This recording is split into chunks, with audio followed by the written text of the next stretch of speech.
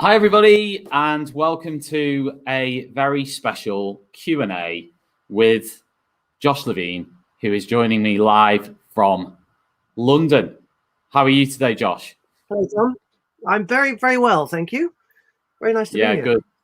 And we are being joined. I'm in my shed at home, but yes, I'm here as well.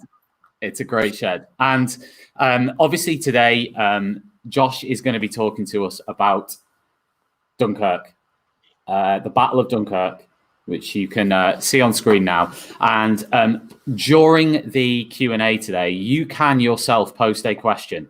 If you are watching through YouTube, then you can use the comments function on YouTube to post a question. So if you are a teacher right now watching this in your classroom with your students, then you can log into YouTube and you can post their questions in the comments box, and then I will post those questions onto the screen. Also in the comments box, if you want to write a comment and just tell us where you are watching this from, where you are, and which class you're watching it with, then also great.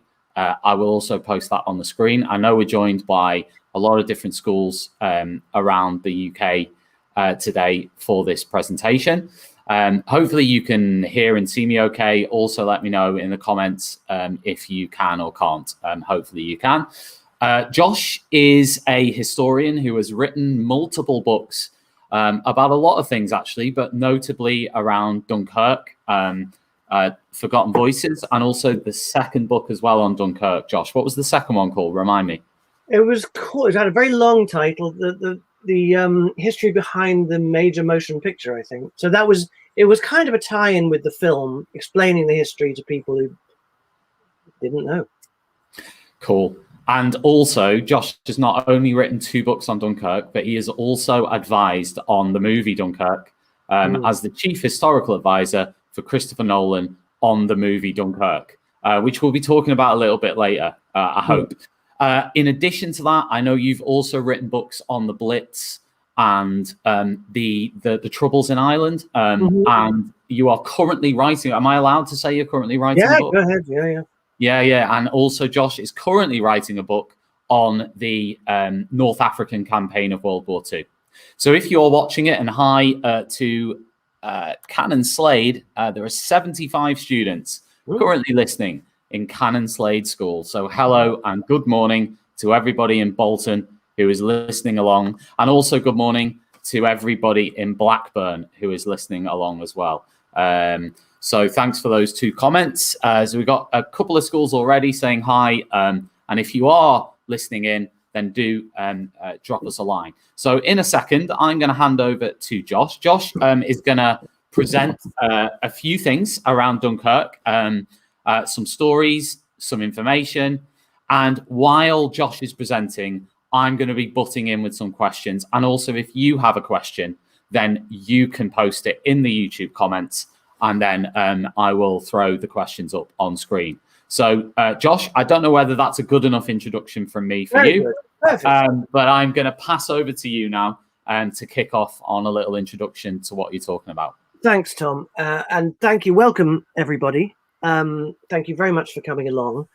Just to say, I've put together a little talk here about Dunkirk, about the history of it, and to some degree my work on the film. But this is kind of a free-form thing in that I don't want to make it too rigid. So, Tom's going to interrupt me at points. It's going to be fairly casual. And hopefully, and if I can't answer a question, which is perfectly possible, then I'll say I can't answer the question. And but hopefully we'll all, learn something. Before you start, Josh, before you go any further, I've got this book here physically, Dunkirk, The Forgotten Voices by you, the physical copy. The best question during this morning, I'm going to send this book to you in the post. So anyone who's watching, we've got another school in Southampton who's just said hi. Anybody who's watching, if you, teacher, if you're at the laptop, if you write the question, and if you just put the name of the student who's asking the question, the best question is going to get a book sent out to them by me, Dunkirk, Forgotten Voices. Sorry to interrupt, Josh. Going to let you crack on. Southampton. I was at Southampton University.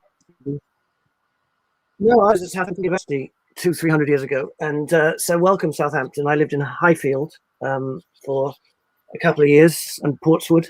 So, and actually, I spent some time when I was writing a book on the Blitz.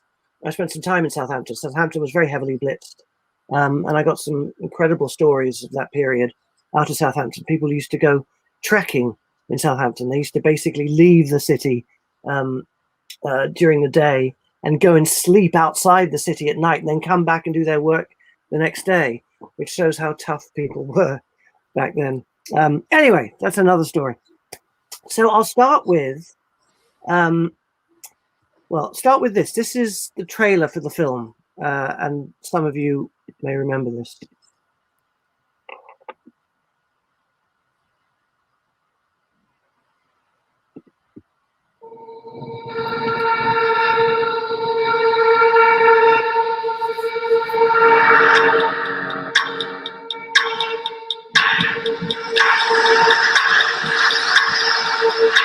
The enemy tanks have stopped. Why? Why waste precious tanks when they can pick us off from the air like fish in a barrel?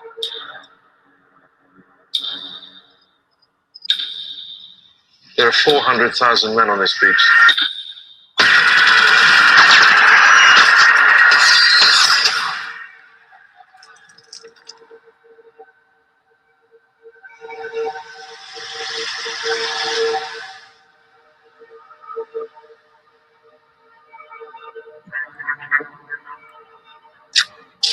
He's coming back round. He's coming back round!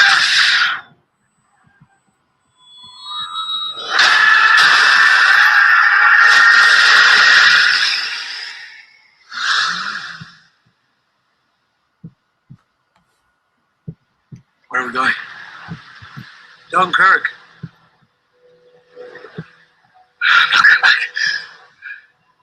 There's no hiding from this, son. We have a job to do.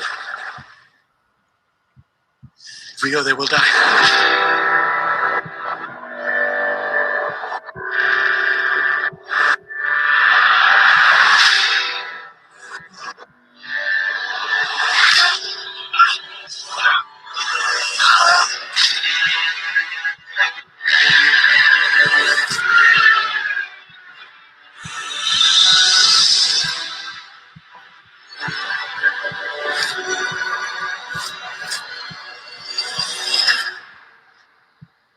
You can practically see it from here. What? Home.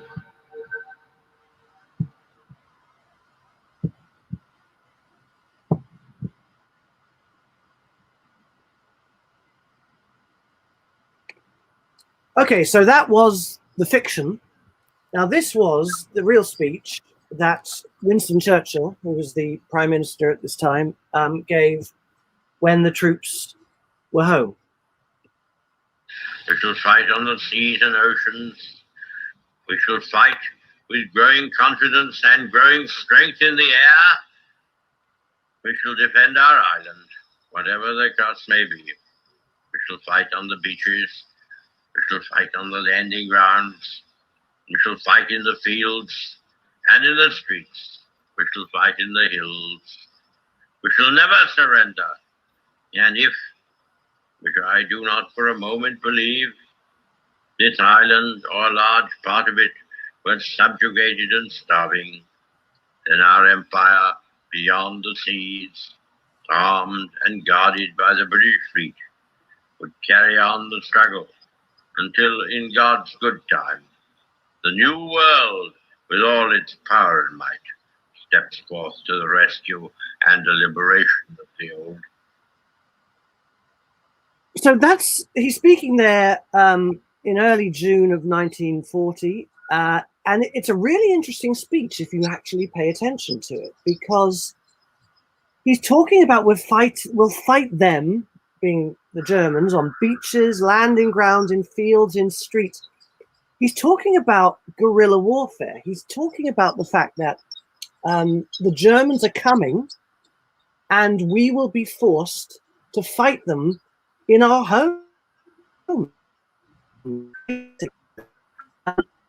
So first of all, that's quite shocking if you think about it. He's telling the British people quite openly that we have big problems coming. And it's also interesting because he's speaking to so many different people at once in that speech. So he's trying to rally his own people for the fight that is probably to come for invasion from the Germans. He's warning the Germans that they're going to have a hard time. He's trying to reassure the French because he's trying to keep the French just about still in the war at this point. And also all that stuff about the new world with its power and might coming to our liberation. He's calling out to America because America hasn't joined the war at this point. And he's saying, my God, we need you, America. We need you so badly. Where are you? And we need you sooner rather than later, because if you wait too long, it's going to be too late. And this kind of ties in with why I think the whole Dunkirk story is important and in the past has been neglected, because there's a tendency to view Dunkirk across the world, particularly in America, as a kind of parochial a little British story, nice little British thing that happened before America got involved in the war. And that's not true, because if the British Army, the British Expeditionary Force, had been destroyed or captured at Dunkirk, then Britain would almost certainly have had to try to make peace with Hitler.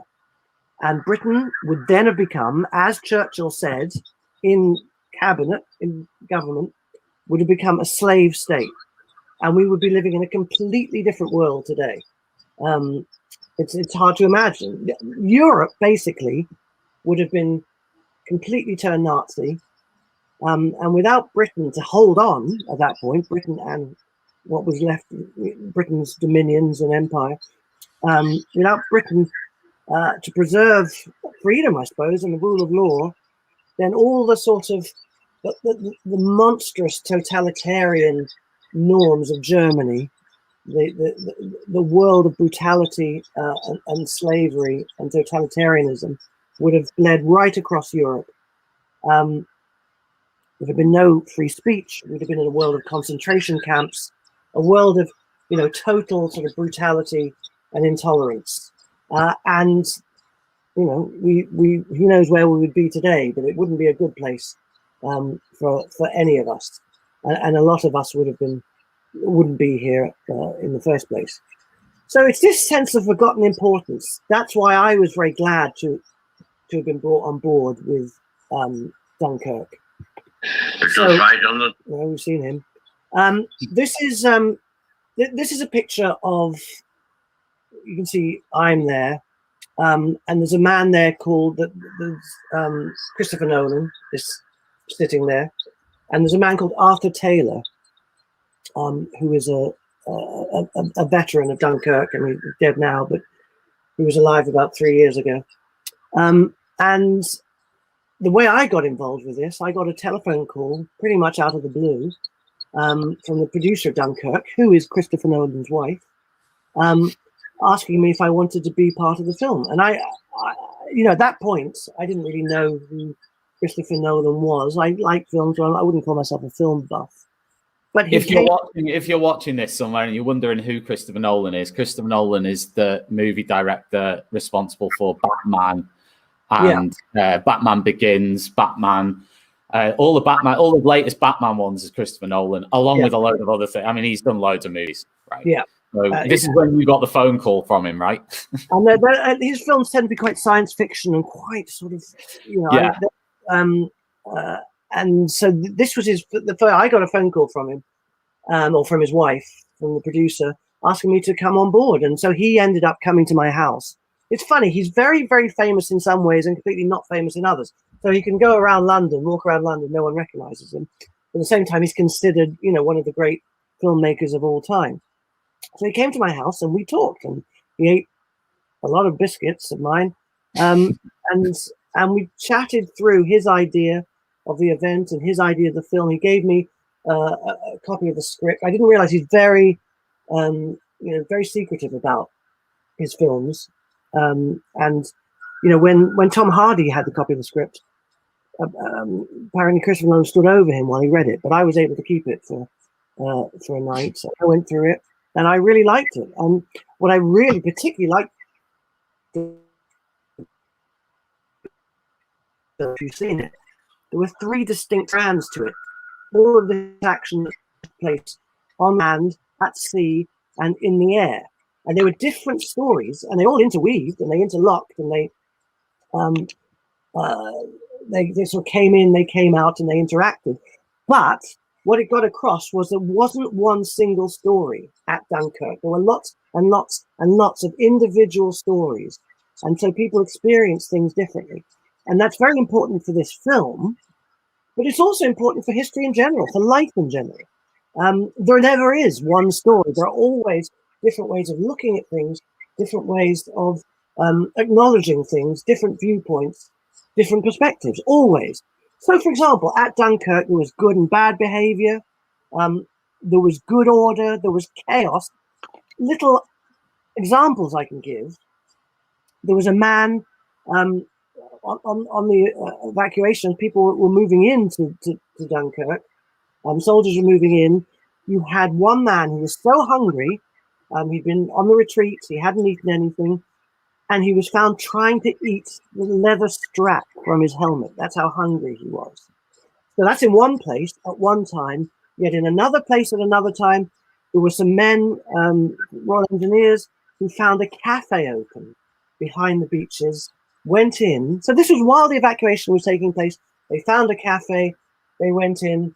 They ordered champagne, and they tried champagne. These were ordinary people, ordinary English soldiers, never had champagne before. Why would they? And they tried this. And one man said, I never had anything like it before. It was just fantastic. This is going to change my life. I didn't even know this kind of thing was available. And so, in a very short space of time, in a very short geographical space of time, you had these incredibly different experiences. And we should always remember that there is very rarely one story. There were, for example, there were women there on the retreat and coming home. We'll hear about Augusta Hurley. Not many, but there were some. There were pets. People were on the retreat. They were bringing animals with them, dogs that they picked up. One man had a bird cage on his head and he was standing in the water. There was a man who brought a motorbike with him. Up the mole was the big pier. We'll come to that. But a man was wheeling a motorbike with him, trying to take it home on the boats. And they tried to, the Navy said, you can't bring that on board. He said, it's only done 2,000 miles, as though they were going to say, oh, okay, then bring the motorbike on board. People were bringing duty-free cigarettes. They were, people hadn't been abroad before. These were young people who had never been abroad, wouldn't have any opportunity to be abroad. They've been in France, and they were bringing things home with them. They were bringing souvenirs. People were bringing sand off the beach. People were bringing cigarettes. People were bringing things that they'd bought, presents for their family. So in the midst of this incredible, horrible, dangerous event, some people were acting like tourists. We've got a few questions, Josh. I'm going to fire one at you. This is from 8L at Coombs Head Academy. They want to know which story from Dunkirk had the biggest impact on you through your research for the film. I think the air story, and I mean they all did, but the air story, because, and we'll come on, I'll talk about this in a bit more detail later on, but I think because it kind of was the unknown story. Everybody remembers the Battle of Britain as being the great event for the Royal Air Force, and that was only a matter of weeks later. But actually, the Air Force was at Dunkirk. But what was interesting is that the soldiers and the sailors generally didn't see the RAF there, for reasons I'll come on to, and they hated the RAF. They felt they weren't being protected from the German planes, and so RAF people who were shot down, who happened to be on the ground, weren't allowed onto the ships because the soldiers and the sailors were so angry with them. But they were actually there. So in a way, this was sort of righting a wrong to show that the RAF really were there. So I think that, in a way, is for me, the most poignant. So anyway, so the point I was trying to get across there was that you're talking about a large area, miles and miles of beaches, 10 miles, over 10 days, involving hundreds of thousands of men. physical states, some of them wrecked physically, wrecked mentally, some of them not so bad. And the stories that they present are completely different. The whole world was there on those beaches. There wasn't one story. And the film, I think, depicted that very well. And that's the thing to get across, that there wasn't one story and there never is. Whenever you're dealing with any period of history, always be curious, always look for other stories. And when I was talking to veterans, like I am in that picture there, they will tell you their side of things. They will tell you what they saw in their corner of that foreign field. But that doesn't mean it's the only story. And it doesn't mean that when veterans get together, they won't say to each other, well, that's not true. That didn't happen. What they really mean is, I didn't see that. I experienced something different. So you've got to go to the fact that things were different. That leads me on nicely, Josh, to this question here from 7S. Yeah. We want to know, do you think the soldiers at Dunkirk really understood that they were part of a miracle evacuation? Did they appreciate the gravity of the situation? No. I think they appreciated the gravity of the situation. I think they understood. I say they. I mean, it's very dangerous to say they, talking about hundreds of thousands of people. I think a lot of them understood that if they didn't get back, if the army didn't get back, then Britain would not be defended, and Britain would be in big trouble. But I don't think they understood that they were part of a miracle. That they were part of this extraordinary. I think, and again, we'll come on to this, but it's worth saying at this point, I think what most people probably felt was that they were part of a disaster. They were part of a military disaster. They were ashamed, a lot of them, when they came back. And when they came back, they were being treated as heroes. And a lot of them were very embarrassed about that because they didn't see, the evacuation as being a kind of heroic miracle. What they saw was a very badly battered army coming home with its tail between its legs. And in fact, a lot of that army, even though it was battered, hadn't fired a single shot. It had, as we'll see, it had just been sort of taken by surprise and forced almost from day one into retreat without initially having any idea at all why it was retreating. So it's a really good question. That I think a lot of people would have understood the seriousness of the situation, but I don't think they would have thought of it as glorious in any way, as a miracle of deliverance, as Churchill called it. Yeah. There's also a question here from I'm not sure where they're asking the question from, but Miss Rawlinson asks, our class want to ask, what made you want to carry on your research into Dunkirk? So you've obviously written 2 books on it, including this one here. So what's made you go back to it again? What made Christopher Nolan want you? Why you? So very good question. He asks himself that every night. I had written, or really more edited, an oral history of Dunkirk called Forgotten Voices, where what I tried to do was take the voices of the soldiers and the sailors and all sorts of people involved, and turn it into a kind of narrative to tell the story through people's own voices. So where people disagreed, where they contradicted each other, to show that. And I was reasonably pleased with that. That is what Christopher Nolan read. I think his wife gave it to him as a Christmas present. I assume she gave him something else, because it seems a little mean just to get my paperback for Christmas. But anyway, that was one present. And he read that, and that tied in with their impression of the event, because they were wanting to tell the individual personal stories, as you saw.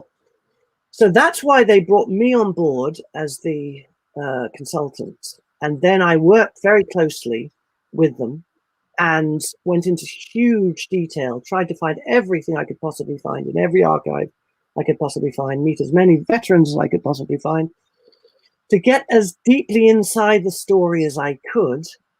And then I worked on the film, and book the film, which was a kind of balancing act of trying to tell the history and bring the film in, but at the same time, not focusing too much on the film, trying to keep it rooted in very much in the history without, trying to write something too sort of glossy and too light. I wanted to keep it very much rooted in the period and bring the film in to kind of gloss over the top.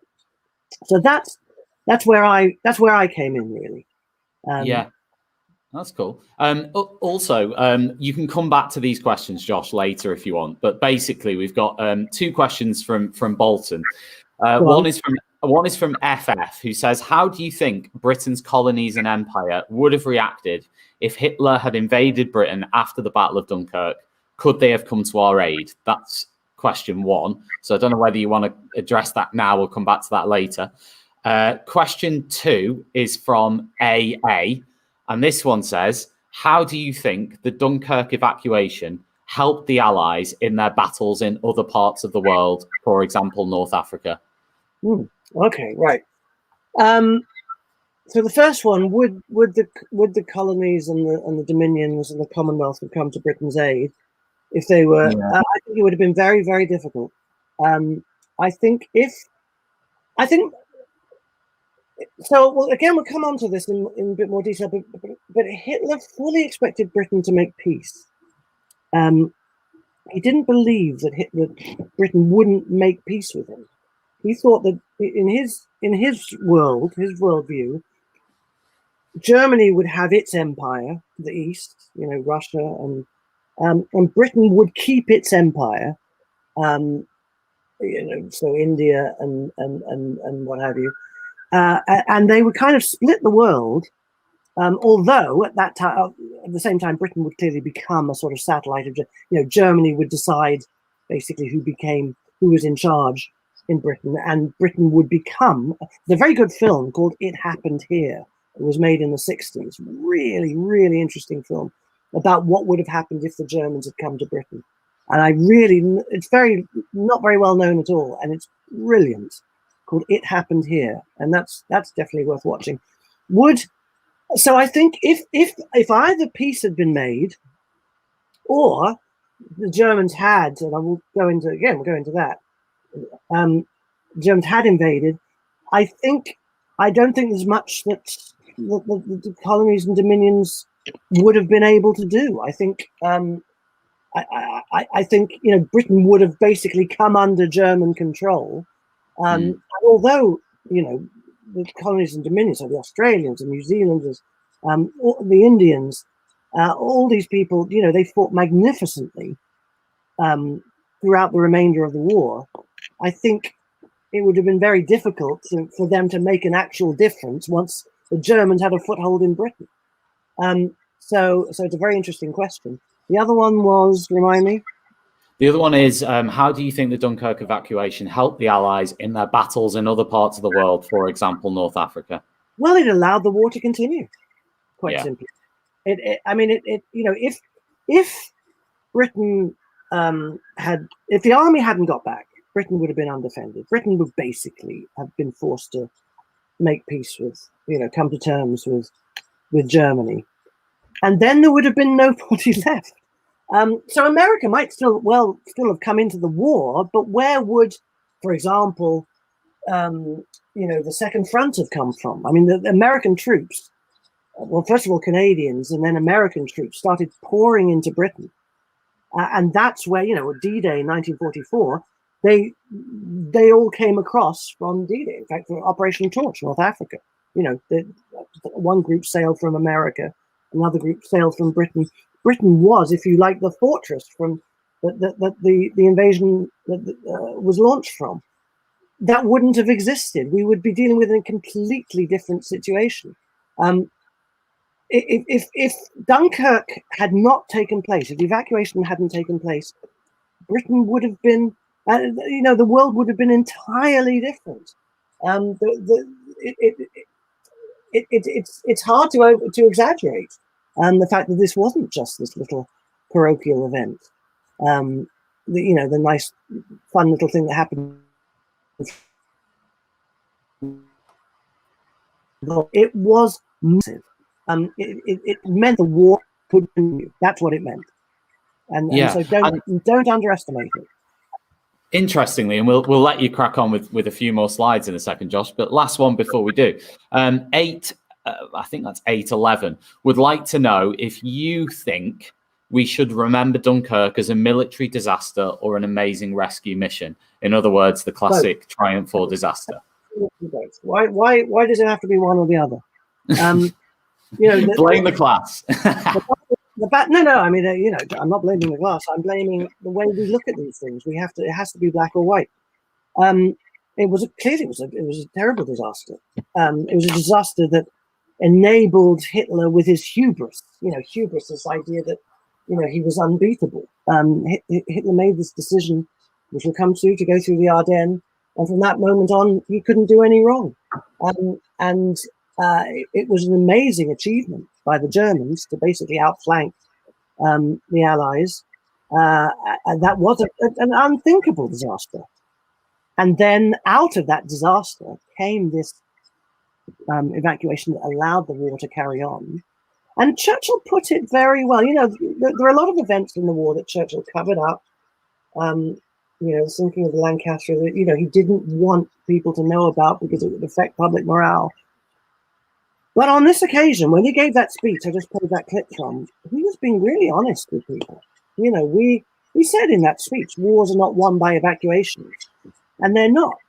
And this was a very, very dark time, but there is a glimmer of hope because the army managed to get away. And it was an amazing achievement to do it. Militarily, organizationally, it was an amazing achievement. And it kept things going.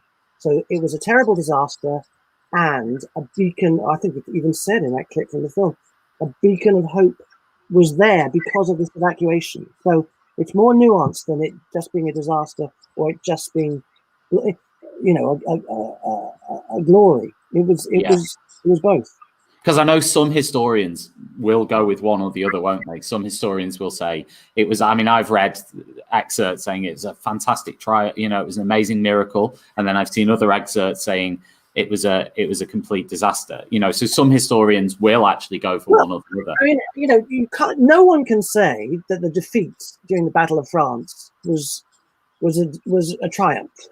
You can't, however you spin it, you can't claim that for the British, for the Allies, the Battle of France was a triumph. And equally, no one can say that for the British, the Dunkirk evacuation was a disaster. But those two things are inextricably linked, the Battle of France and the evacuation. They are part of the same stream of events. And they are, take your pick. What were they? They were a disaster that led to an event that gave hope. Yeah. Brilliant. I'll let you carry on, Josh. We've got a few more questions coming in, but I'll come back to them once we. Let's see. Because what I want to get across is just briefly what the Dunkirk evacuation was really about. Why was it happening? You had these hundreds of thousands of men retreating through Belgium and France, basically, to try to get back to England. Why were they trying to get back to England? Well, the British Expeditionary Force, the British Army, 4 divisions, relatively small, had been sent out to France at the start of the war. There's this idea that the British always start wars slowly, which I think is true and is in some ways generally true. In some ways is a tribute, the fact that we're not prepared. We don't see ourselves as a warlike people, therefore we're always caught off guard. That seems to be historically, that often happens. The British Expeditionary Force had been sent to France at the start of the war. When the Germans attacked, as they were expected to do, the idea was that the British, you can see there, the British Expeditionary Force would go forward into Belgium. They weren't in Belgium at the beginning. Belgium was neutral and wouldn't allow British or French forces on its soil. Didn't want to annoy the Germans by allowing the Allies onto its soil. But the Germans were expected to attack through Belgium, which they did. And at that point, the plan was for the British to go forward into Belgium to the River Dyle to fight alongside the French and the Belgians. where they did that. What was expected was a kind of World War I style war of attrition, where the two sides would face off against each other, but they were blocked. Can you see the red line towards the bottom of the screen? That is the Maginot Line. That was built by the French between the wars. They didn't trust the Germans. They expected the Germans to try again at some point. But this was a series of very strongly defended fortifications along the border with Germany that was, real state-of-the-art stuff that would stop the Germans coming through.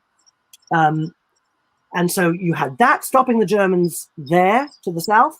You had the British, the French, and the Belgians to the north stopping the Germans as they came through. All as expected. The British went forward to meet the Germans as they attacked. The Germans attacked on the 10th of May, the same day that Churchill became Prime Minister. But then the Germans did something pretty amazing and unexpected. They mounted an attack. Can you see the Ardennes forest, that light green area? It's hilly, it's wooded, it's full of trees.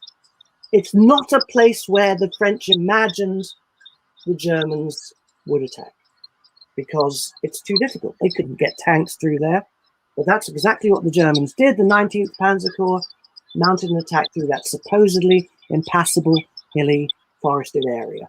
And there was virtually no French defenses behind. So you had the German tanks just rolling through. It was it really took the French totally by surprise. And just 10 days after the attack started the 10th of May, on the 20th of May, the Germans had reached the French coast. Just to give you an idea, they'd gone through there and they'd moved all the way through to the coast just after 10 days. Allies, being the French, the Belgians, the Germans, the French, the Belgians, the British, were completely taken by surprise. It was a disaster for the Allies. The Germans, almost before anything had started, were winning an amazing victory. So you can't really claim, it was anything but a disaster. And so before the majority of British troops had even seen any action, the Germans had gone past them. They'd outflanked them. They swept past them on the way to the coast. You got Britons like this, British like this, just retreating. And they didn't know why they were retreating. So they didn't know that the Germans had pushed past them at first, were outflanking them. And they thought, a lot of them thought that their own units, their battalion or their company had done something wrong and was sort of being sent back as some kind of punishment. Private Ernest, I'll read you a few accounts here, which I think are quite revealing. Private Ernest Leggett was in the 2nd Battalion of the Royal Norfolks. He said, "We were falling back, but I didn't realize the whole army was falling back. I thought we'd just be going forward again at a later date. And as we came back, I remember seeing the devastation of towns and villages. They'd just been brought to the ground. There was water, smoke, fires in the streets, and the terrible smell of death from the houses." Lance Corporal Kenneth Carver, Royal Army Service Corps, says, "We would go through a very thick crowd of local people," this is French people, "and you'd see a clenched fist being shaken at you, saying, 'Pourquoi? Pourquoi? Why?' They wanted to know why we were running away and leaving, but we couldn't answer for the simple reason that we didn't know." So bear in mind, these British troops that you see here, they had been heroes as they arrived. The French had been so happy to see them. And they'd been, a lot of them been kissed by French women and flowers garlanded. They were staying, a lot of them were billeted with French families, and they were all, and then suddenly they were moving back. They'd only just arrived, and they were moving back the other way. And the French and the Belgians didn't know what was happening. Then, this is cutting a very long story, very short, but after a while of the retreat, Lord Gort, who was the chief of the British Army, or the British Expeditionary Force out there, made a very brave decision. And this was pretty much a unilateral decision he made on his own, without Churchill, without the politicians in Britain agreeing to it. He decided that the army, and he's never really got his due for this, his credit for this, the army must retreat a quick look back there. You can see where that is. Now on the coast, from where as many troops as possible could be evacuated back to England.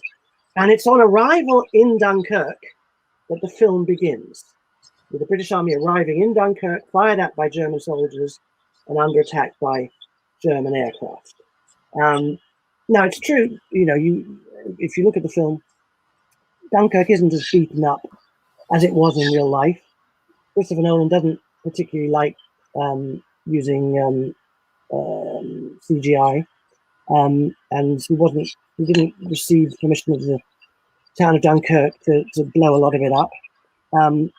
But Dunkirk was in a pretty terrible state by the time the British were arriving in. This is the film.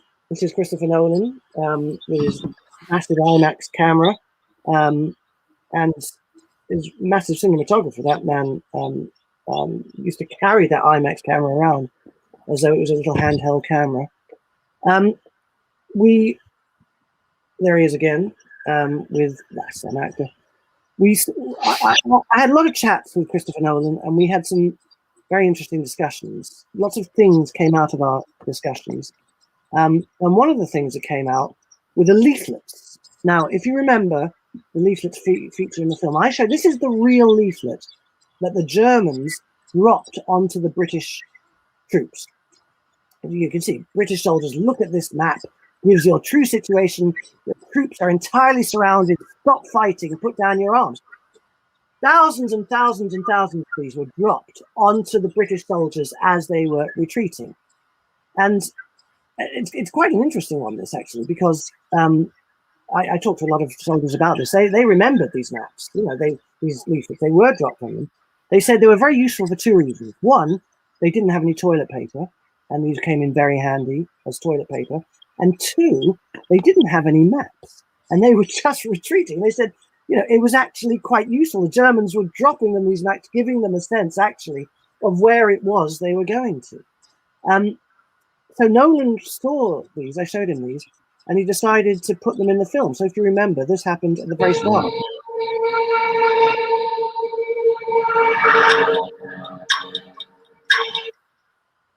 And so the map he put in was different, not that different, but different to the real map, because it's more filmic. It tells you, without having to have lots of sort of clunky dialogue, well, we're here, where are the Germans? They're there.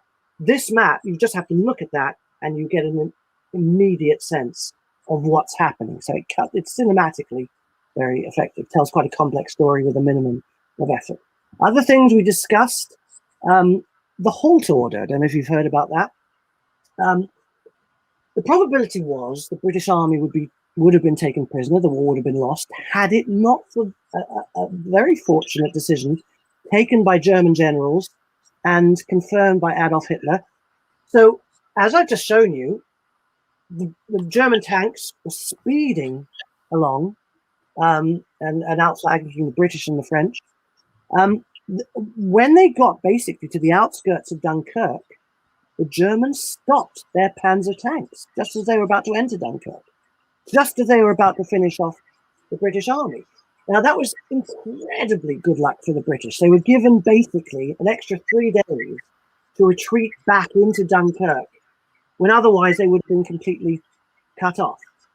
And it has been argued that Hitler was allowing the British to get away because Hitler had this sort of kinship with the British. He felt close to the British. He felt, it is true, that he felt that the British were kind of racial. Hitler saw everything in racial terms. The German Untermensch and other people being beneath the Germans racially, and of course particularly the Jews and all kinds of Black and Asian people, that who were at the bottom. And that is true. That is how Hitler saw the world. He did feel a kinship with the British, and he couldn't understand why the British were fighting him. He thought it would be far better for the British to join him to fight the Russians. But the fact was, Hitler wanted to believe that the destruction of the British Army was a job for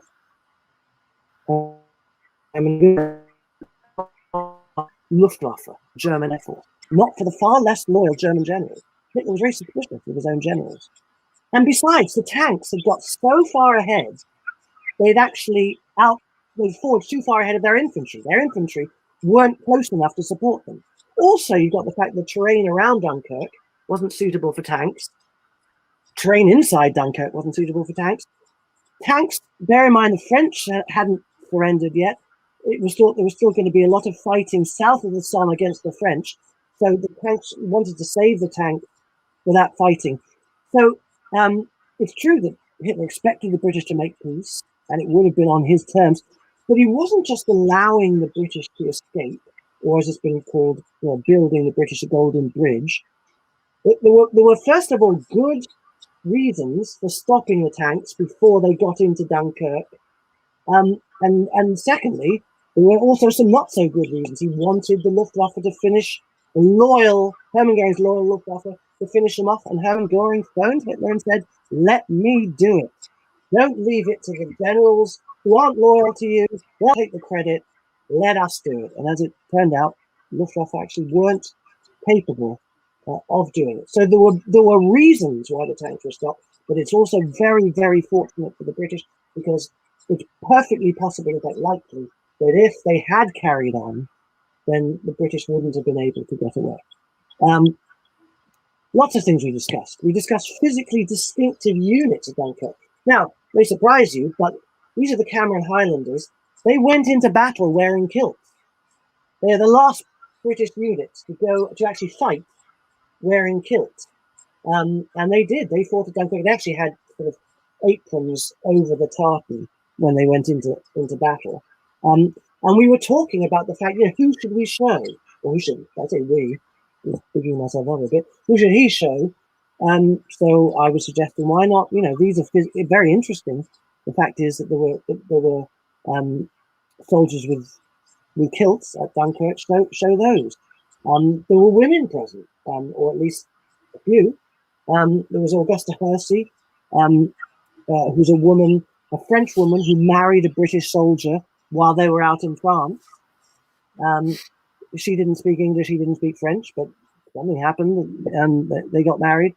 And this man's commanding officer allowed her to put on British military dress, battle dress, and she went back with her husband and got across to Surrey, and they opened a shop in Surrey, and she lived there for her life. So there are all these. So I suggested, why not have her just in the background of the film, and all these ideas. He wanted to find a woman on one of the small ships.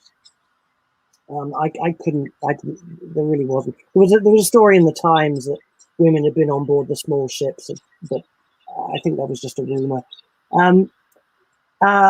We looked at the possibility of Indian soldiers and black soldiers. There were certainly Indian soldiers on the beaches of Dunkirk, but only one of the companies actually embarked from Dunkirk during the operation on the 29th of May.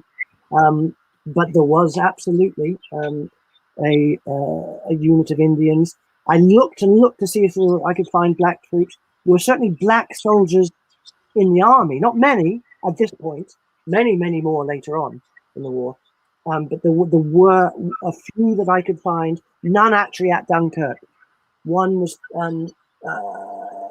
taken prisoner before Dunkirk, I could find, and one never got to the beaches. We went to meet a lot of veterans. This is an interesting interview with a guy who was a beach master, in other words, from the Royal Navy, who was in charge of order and discipline on the beaches during the evacuation. His name is Vic Viner. Listen to this.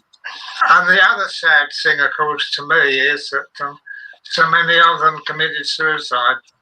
Really? Just walked into the water. Just how? Just walk? Oh, just come on, join up. No, I'm going. Where are you going? I said, I'm going back home. He said, England's over there. I said, yes, I know, but you can't, if you walk into that water now, you'll drown. And I just did it. So isn't that interesting? So what he's basically saying is that soldiers basically committed suicide. They basically walked into the sea.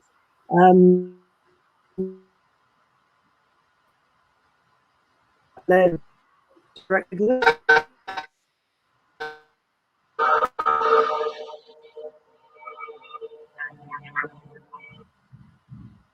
And you've got another veteran of the Royal Army Service Corps speaking of disobeying an officer during the evacuation. He says, "Normally I'd have been court-martialed, but the situation was so severe that didn't happen. And when I asked him whether he could tell us what he'd done, he just offered a little hint of a smile before shaking his head." In essence, Dunkirk was this anarchic bubble in which things were done, which for whatever reason, the soldiers there will never reveal. They'll never tell us what really happened. All kinds of things must have happened. Josh, can I butt in with a question here from Mia from Coombs Head Academy? Wants to know, are there any stories you wanted to include in the movie but they didn't have time to include or they couldn't include? Oh blimey, gosh, so many. I'm trying to think. Yeah. Was there any you were particularly disappointed weren't in it? Yes. I mean, I think I would like to have seen, for example, Indian troops. I think that would have been really good to have seen Indian troops because they weren't there for very long. You know, they got away at the beginning, but I think it would have been useful to show. Again, I don't think the Augusta Hersey, the woman, was. I really would have liked to see that, just to get the sense that that the world was more diverse then than we sometimes think it was. We think it being a very one note, and actually it wasn't. Even society is more diverse now. It's true, but even back then, there was a lot more diversity than I think we acknowledge. So I would like to have seen that. I suppose in retrospect, I'd have liked to have seen Dunkirk a bit more beaten up. I'd like to have seen the beaches a bit more crowded. But then again, he wasn't using CGI, and he was using lots and lots of, he was using 1,000 extras. I forget the number. Yeah. So the beach could have looked a bit messier, but then it was, I don't know. I mean, I think it did a pretty good job of giving a sense of what what it was actually like. I've been talking for a while, so why don't you throw in a few more questions? Well, that's basically it on the questions front. There's a few others from earlier on, which I'll come back to. So let's have a look. One of the students from Cannon Slade says that Peter in the movie was a former student of theirs, Tom Carney. Yeah, so that was an interesting one. What else have we got here? That's basically it. I mean, I've been asking most of them. Stephanie says they have more questions. Okay, Stephanie, well, fire them in, and you can just fire them in the comments, and we will ask them away. Okay. I suppose the next question, the big question, is how did the British Army actually get away? By ship and boat. So Admiral Ramsay, who was in charge of the evacuation of Dover Castle, started sending large naval ships and ferries from Britain over to Dunkirk to take the soldiers away. But the Luftwaffe, as we said, had the job of destroying Dunkirk, and basically they bombed the town to pieces, including the harbour. The harbour became completely useless. So there is this big harbour. It was a big port, Dunkirk. The Germans have completely destroyed it. How were the large ships going to pick up the soldiers? And it's a great story. Luckily, the naval commander in Dunkirk, so this is a naval commander who is on the shore at Dunkirk, Captain William Tennant, noticed this. This is the mole. These are pictures of the mole at the time. You can see soldiers making their way up the mole, and there's a ship docked alongside, and the soldiers are trying to get off the mole onto the ships. The mole basically is a breakwater. So Dunkirk Harbour has these two long arms. This is one of them. And it's to stop that harbour tilting up. It's not a jetty. It's never, ever, ever meant for ships to come alongside. But basically,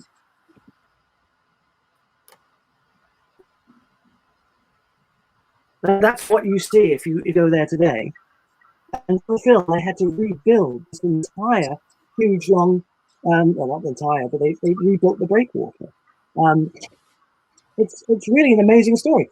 You had all these troops wanting to get off. They started by being evacuated from beaches, but clearly not enough were getting off. So you had this man on shore, Captain William Tennant, who basically said, right, we'll try something. We'll send the soldiers up that breakwater and we'll try to get them off by mooring ships alongside that breakwater. And they tried it, it worked, and they carried on doing it. And tens of thousands of soldiers would just make their way up that mole, onto ships on either side. They'd have to jump off. There you see again, they'd have to build, it had to build a big barrier all along the top. Clearly it wasn't meant as a jetty. Soldiers had to break down that barrier. They had to jump when the tide, there was a huge sort of, I forget how big it is, 9 or 10 feet tidal gap. So sometimes they'd have to jump down onto the mole, sometimes they'd have to climb up onto the mole. But that's where 100,000 soldiers got off that mole onto ships and sailed back to England. And if you go there today, it's very, very moving. That's the bit that was rebuilt. So for the film, they actually rebuilt it, not as long as it had been, but very much as it had been. And there are all the extras sitting on the rebuilt mole. So I hope that gives you some idea of how they managed to get the majority of people off. A lot of them got off the beach, soldiers just getting onto the beach. How did they get off the beaches? Well, clearly, large ships, destroyers, couldn't get right. I think that's not me. That's me, don't worry. They couldn't get right up onto the big ships, couldn't get onto the beach. So what they had to do was to send the small ships, the little ships, all this armada of tiny little ships to come over from England. They sent them onto the beach to get the soldiers, and those little ships brought the soldiers out to the big ships that were moored further away. So that was what those little ships were for, those famous Dunkirk little ships. They weren't there to take soldiers from the beaches back to England. They were there to take soldiers from the beaches to the big naval ships and to the big ferries that were moored further back. So that's the two big ways that soldiers got away. From little ships out to big ships and back to England, or from the mole, that big long jetty that was never meant as a jetty, and that would have large ships moored alongside it, and from there they would go back to England. That was how people got away. Okay, and leading seaman Ernest Eldred, Royal Navy, says, "I don't think destroyers have ever carried as many men as we did. It must have been hundreds crammed into every space we could think of. We just set them down anywhere we possibly could, and we gave them drinks and cigarettes." So there's a destroyer, and you would have over 1,000 men sometimes just crammed on board. There you see. Actually, as the evacuation went on, you had more people than that. You had them absolutely crammed. Yeah. And then you had ships like this. This is Crested Eagle, a paddle steamer.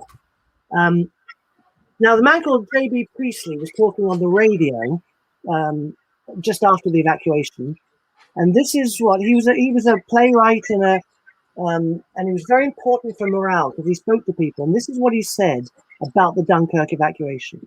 What was most characteristically English about it, so typical of us, so absurd and yet so grand and gallant that you hardly know whether to laugh or to cry when you read about them, was the part played in the difficult and dangerous embarkation, not by the warships, magnificent though they were, but by the little pleasure steamers. We've known them and laughed at them, these fussy little steamers, all our lives. We've called them the shilling six. We've watched them load and unload their crowds of holiday passengers, the gents full of high spirits and bottled beer, the ladies eating pork pies, the children sticky with peppermint rock. Sometimes they only went as far as the next seaside resort, but the boldest of them might manage a channel crossing to let everybody have a glimpse of Boulogne. They were usually paddle steamers, making a great deal more fuss with all They weren't proud, for they let you their works going well. They liked to call themselves queens and belles, and even if they were new, there was always something old-fashioned, a Dickens touch, a mid-Victorian air about them. They seemed to belong to the same ridiculous holiday world as Pierrots and piers, sandcastles, ham-and-egg teas, palmists, automatic machines, and crowded, sweating promenades. But they were called out of that world, and let it be noted, they were called out in good time and good order. Yes, these Brighton belles and Brighton queens left that innocent, foolish world of theirs to sail into the inferno, to defy bombs, shells, magnetic mines, torpedoes, machine gun fire, to rescue our soldiers. Some of them, alas, will never return. So that's J.B. Priestley with that funny sort of posh Yorkshire voice, that sort of mix that's, you know, and he spoke on the radio every night. It was very important for morale in Britain. And he's talking about ships like this, the Crested Eagle. Crested Eagle, you can see it there, that used to take holidaymakers from London up to Southend. That's what it did. And it had a collapsible funnel. You can see that there, would sort of collapse in. It was telescopic, so it could get under London Bridge. And then suddenly it went into action. It went across the channel to Dunkirk to bring soldiers back. That was Crested Eagle at the time, and that's Crested Eagle now. It was sunk. It was sunk by Stuka dive bombers, and about 350 soldiers were killed on it, and its captain, skipper, brought it inshore. And that's basically where it is today. And that's the beach of Dunkirk, and at very low tide, there it is. It pokes out of the sand. It's incredibly moving. And there I am with a machine gun, well, not a machine, with one of the guns off Crested Eagle, because when it was brought into action, they very quickly put guns on board. You sort of wonder how long that'll last before some sort of souvenir taker takes that away. But it's you still see remnants of the evacuation there at Dunkirk. And these were the little ships I was just talking to you about. This was after they'd got back. These tiny little boats that were used to take people from the beaches out to the larger ships offshore. And going to Dunkirk, and going quite a lot to Dunkirk, was interesting for me because it taught me things about the event. So, for example, I'd gone into the National Archives and I'd found a man called Commander Elwood, a communications officer, writing about the Dunkirk evacuation.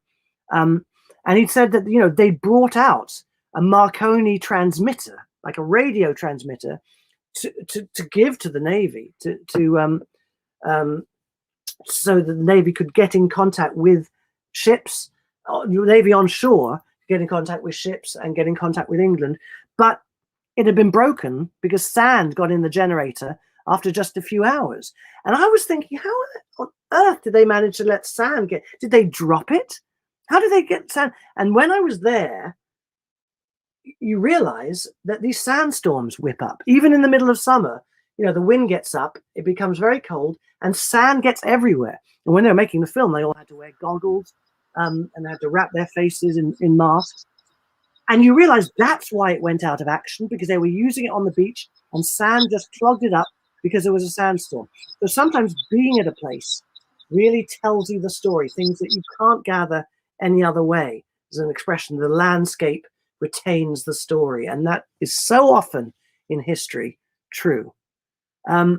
Here are some comparisons between the real Dunkirk and the film. And if you look closely there on the right-hand side, you'll see that some of those soldiers are actually cardboard cutouts. So Christopher Nolan wouldn't use CGI, but he would use techniques that, were being used in the early 1920s in film. Again, there's the reality.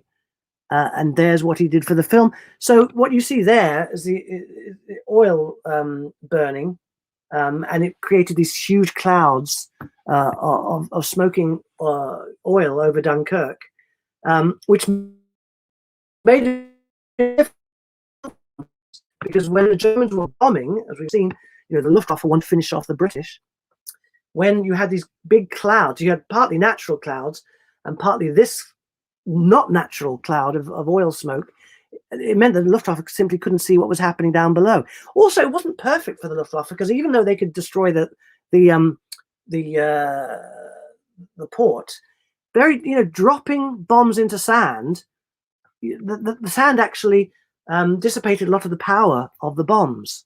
So it was quite difficult. I mean, if one exploded right near you, then that obviously would have been death. But a lot of the bombs didn't do the same sort of damage they would have done if they landed on concrete or on some other material when they landed down in sand and buried themselves in the sand. And the Germans also, they did, they had many ways of attacking the soldiers. They were bombing, they were shelling, they were dropping mines, which were destroying or attempting to destroy the ships at sea. Although the ships had been protected to some degree, there was something called degaussing, this amazing technique that had only recently been developed by amazing British scientists, whereby copper coils were passed over the hulls of these metal ships. And it meant that the magnetic mines that the Germans were dropping basically weren't set off by the ships. So if degaussing hadn't been used, then many ships would have been destroyed. As it was, I think only 3 were destroyed by magnetic mines. And there were also contact mines, which if the ships ran into a contact mine, then they would be destroyed. Torpedoes, submarines. There were all kinds of ways the Germans were trying to destroy the British. So this idea that they were allowing the British to get away, something like 1/3 of all the British ships that were used to get the army away were either destroyed or put out of action. That's not the Germans allowing the British to get away. So here again, so there's the real, there's the fake.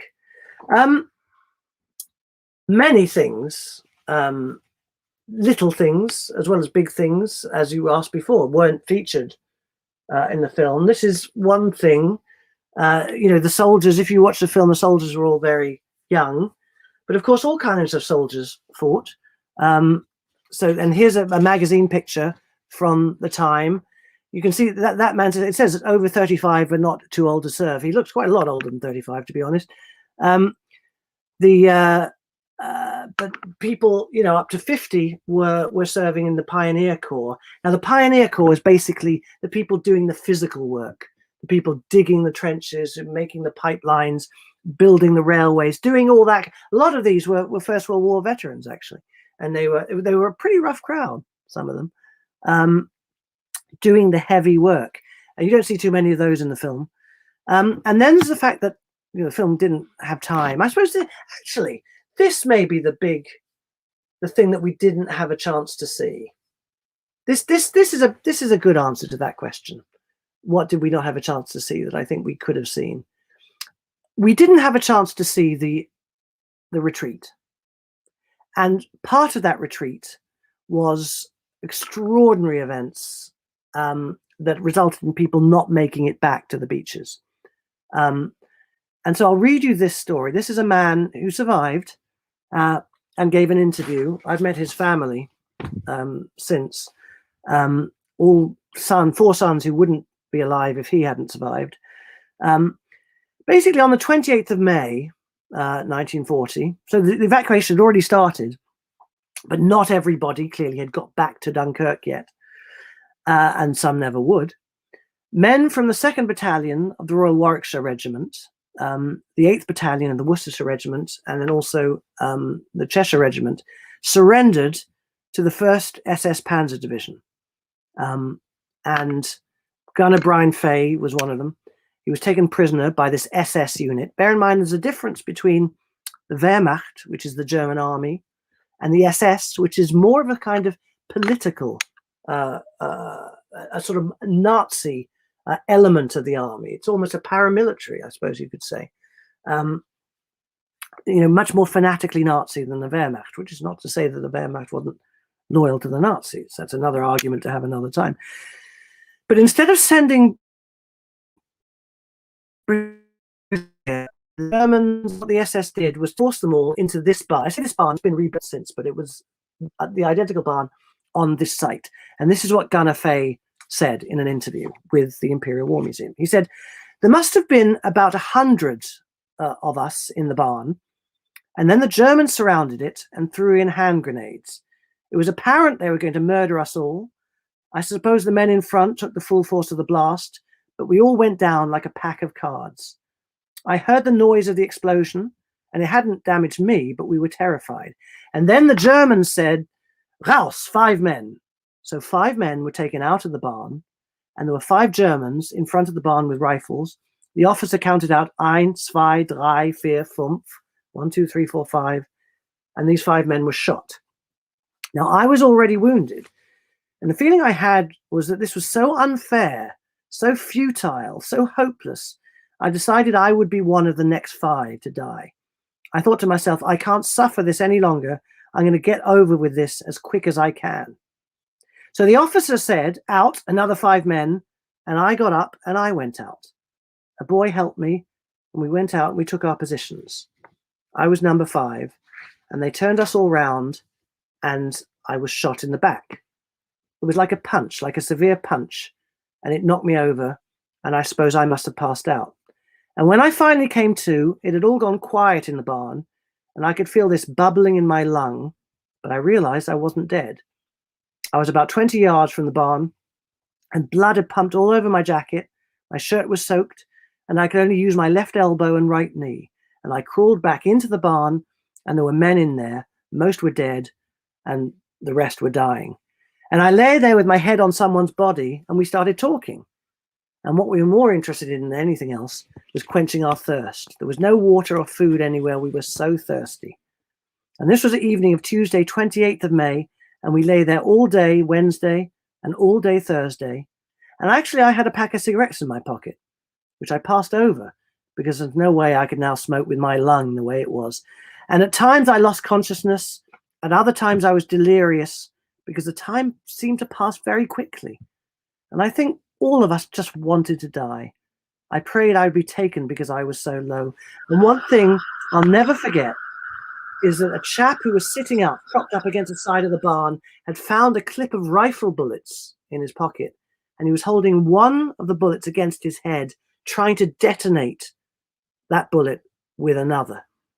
He was trying to kill himself. And it's very, very harrowing. It's something I've never spoken much about over the years. But in fact, this massacre, because that's what it was, a massacre by the SS, changed my attitude to life for the better. One expression I've said many times is, they won't shoot you for it. And most of what I do, most of what all of us does, pales into insignificance besides that. Nothing else like that is going to happen to me again. It couldn't possibly. And that man became a composer in later life. He became a band leader. He worked with all kinds of people you may never have heard of, called like Shirley Bassey. He wrote the signature tune to a version of Top of the Pops. I mean, he had a big, big successful life afterwards. And yet that had happened to him. It's really worth bearing in mind. This is what a whole generation of people went through. You know, we've got COVID, but we never had that. And can you imagine how living through that would have changed your attitude to life? And that whole generation is now dying out. They're almost all gone. If you do know anyone who lived through all this, it's worth talking to them and finding out how living through that period changed their attitude to life. Anyway, I might take a few questions now because I got a bit more to do. But if there's any more questions, this might be a time. Yeah, there are, Josh. There's a few here. So we've got Elisa from Coomstad Academy. What was the best story you heard that you can share? Now, obviously, you've probably shared a few already, but if you maybe had to choose one of those or another one, which would it be?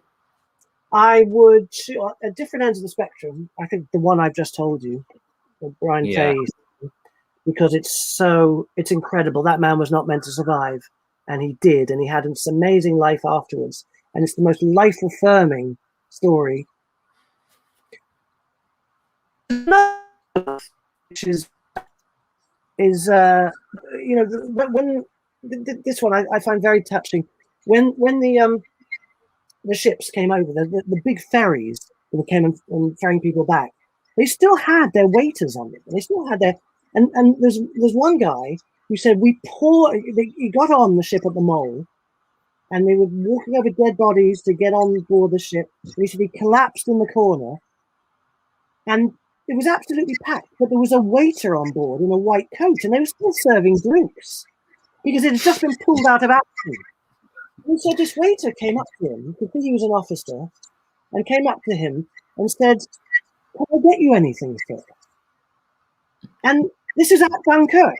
And he said, "Well, I mean, I suppose I'd quite like a beer, if you could get me a beer." And the waiter said to him, "I'm terribly sorry, sir. The law says that I can't serve you any alcohol until we're 3 miles away from land." And this was happening whilst people were dying. And he said, at that moment, I thought, with people like this around, we can't possibly lose the war. You know, we're going to win. If this is happening at this precise moment, then we're going to win. So I think those two stories give you a sort of indication. I think also that story I told you earlier on about getting champagne behind the beaches while all this was going on. At the same time, sheer misery. There were people on the beach. The sun was shining part of the time, and somebody managed to get hold of a horse. And there was a circus performer doing tricks on a horse on the beach. And he said there were a whole bunch of us just standing on the beach. We'd come out of the queue for little ships, and we were watching a circus performer doing tricks on a horse. So, I mean, the whole world was there. There were all kinds of weird things going on at the same time as people were dying and people were suffering and people were getting away. So it's a complex, nuanced story. And that's what I ask you, to remember.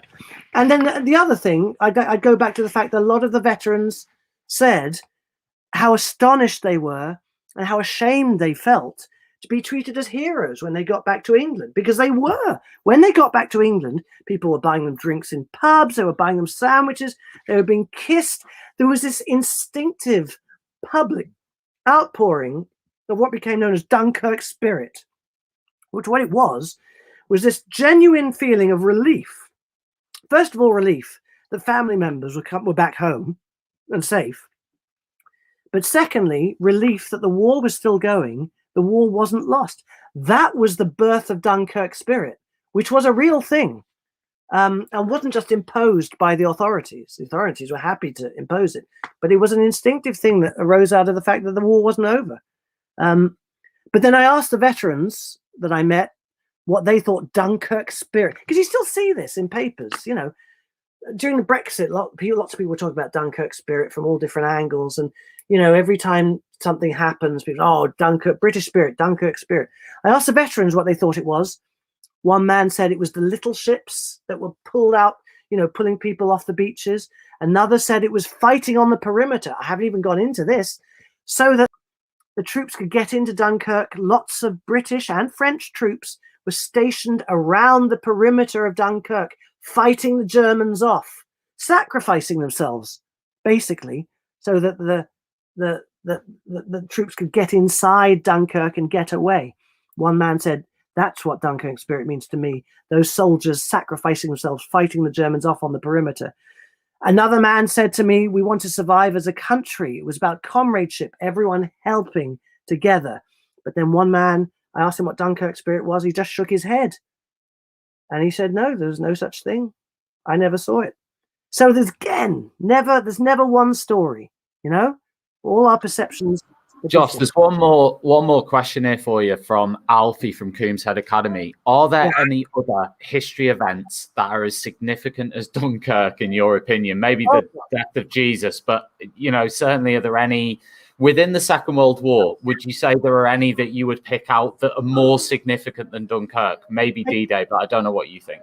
It's so difficult, more significant, because, I mean, who am I or any of us to judge, the significance, because there are so many different ways, but certainly was in effect the sort of photographic negative. On this mission, they were getting away from the beaches. D-Day, they were coming back, and so D-Day is as significant. It was, I think, I'm writing about North Africa here. I think El Alamein is very significant for a lot of reasons. It was described by Churchill as the end of the beginning. It was the turning of the tide in the war, where certainly the series of losses, defeats, disasters started to turn, and it was an out and out victory for the British against the Axis, the Germans and the Italians at that point. Also, you could see it as a kind of turning point for the British, because it was a British and a Commonwealth victory that was carried out without the Americans at that point, although Operation Torch brought the Americans into the war in North Africa at just about the same time. So there are lots, and then of course, Stalingrad. You look at the Eastern Front and the extraordinary fighting on the Eastern Front, and the sacrifices made by the Soviets, the extraordinary fighting carried out by the Russians. So there are a lot of events, I think, that are of as much significance, but significant in different ways. This one was significant because, well, part of the reason is because I don't think it's ever quite got its due, but also because, without it, the war couldn't have continued. Yes, there were other things that were as significant, but in very different ways. Josh, we're going to have to wrap it up there. But what I'm going to do is I've chosen somebody, and I'm going to choose, actually, from all the questions we've had today, I'm going to choose, let's have a look, which was a good question. We'll choose Lucy Castile. I don't know what the student's name is who asked this question, but I think it's the class, actually. 811 would like to know if you would think Dunkirk would be a military disaster or an amazing rescue mission. I'm going to send that book to you wherever you are, Lucy. You can tell me the address afterwards, and I will send Josh's book out to you, so you can have a copy of that and you can give it to a student in that class. Josh, I'm hoping you're going to stick around when we come off air now, because I've got a few students who want to chat with you. Absolutely. Yeah, but thanks everybody from all the different schools around the UK who've joined us today. Bolton, Sheffield, Southampton, London, all the different schools, hundreds of students. So thanks very much, and we'll see you again on another chat with the historian. Thank you.